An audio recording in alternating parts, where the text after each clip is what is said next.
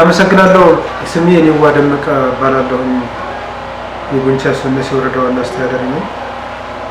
አመልድ ኢትዮጵያ ጤናማ መንደር ጎንቻ ላይ በ2014 ዓመተ ምህረት ነው ስራ የጀመረው።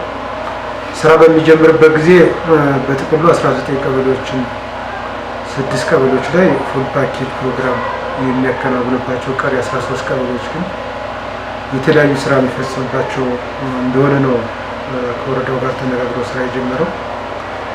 ስራ ከጀመረ በኋላ በወረዳችን በርካታ ስራዎችን ያከናወነና ማህበረሰቡ ተጠቃሚ አድርጓል። ከዚህ ውስጥ የመጀመሪያውና አንደኛው የህፃናት መቀንጨር መከላከል ትኩረት አድርጎ ነው የሰራው። የህፃናት መቀንጨር የመጀመሪያው እናቶች ወይም ወላጆች ህፃናትን እንዴት መንከባከብና በአካባቢ ከሚገኙ ህፃኖቻቸው እንዴት መንከባከብ እንዳለባቸው የግንዛቤ ፈጠራ በሰፊው ሰርቷል። ሁለተኛ የጓሮ አትክልት በአካባቢያቸው እንዴት ማልማት እንደሚችሉ ስልጠና ከመስጠት አልፎ በተግባር የተለያዩ ዘሮችን በማቅረብ ተጠቃሚ እንዲሆኑ የማድረግ ስራ ተሰርተዋል። የእንቁላል ዶሮዎችን እንዴት ማርባትና ህፃናት እንዴት መንከባከብ እንዳለባቸው በሰፊው የተሰራበት ሁኔታ ነው ያለው።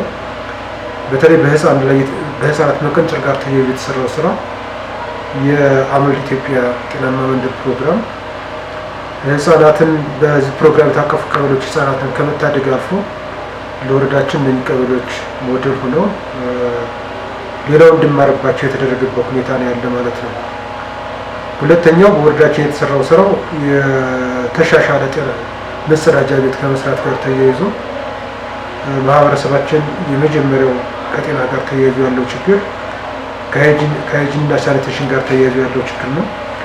ይህን ችግር ለመከላከል እንግዲህ የተሻሻለ መጸዳጃ ቤት መገንባት የመጀመሪያው በመሆኑ ቅድም በጠቀስኳቸው ቀበሌዎች የአብዛኛው አርሶ አደር የተሻሻለ መጸዳጃ ቤት ገንብቶ ከቆሻሻ የጸዳ ሰፈር እንዲመሰረት ማድረግ የተሰራው ስራ በጣም አበረታች ነው። ከሱ ጋር ተያይዞ 6 ቀበሌዎች ከተሻሻለ መጸዳጃ ቤት ጋር ተያይዞ የተሰሩ ስራዎች ስራቸውን አጠናቀው በቅርቡ ለምረቃ የተዘጋጁበት ሁኔታ ተፈጥሯል ማለት ነው። ሁለተኛው ከሱ ጋር ተያይዞ የተሰራው ስራ በየትምህርት ቤቶች እንደዚሁ የተሻሻለ መጸዳጃ ቤት በመገንባት በርካታ ስራዎች የተሰሩበትና የትምህርት ቤቶችን አቅም ችግር የቀረፈ ስራ በመሰራቱ በትምህርት ቤቶቻችን ከችግር እንዲወጡ የተሰራበት ሁኔታ ነው ያለው። ሌላኛው እንግዲህ በውሃ ግንባታ ነው በሰፊው ስራ የተሰራ። እንግዲህ ወረዳችን ላይ አሁን ያለው የውሃ ሽፋን በጣም ዝቅተኛ ነው።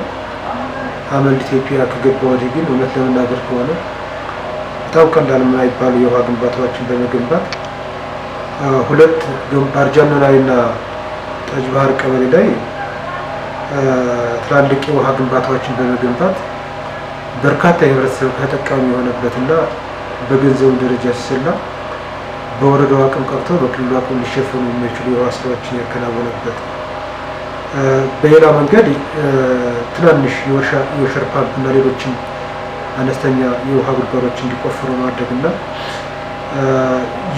በተያዙ ቀበሌዎች የውሃ ችግር ያለባቸውን አሁን ባለው ሁኔታ በተሻለ የውሃ አማራጭ እንዲያገኙ ተጠቃሚ እንዲሆኑ የተደረገበት ሁኔታ ነው ያለ ማለት ነው።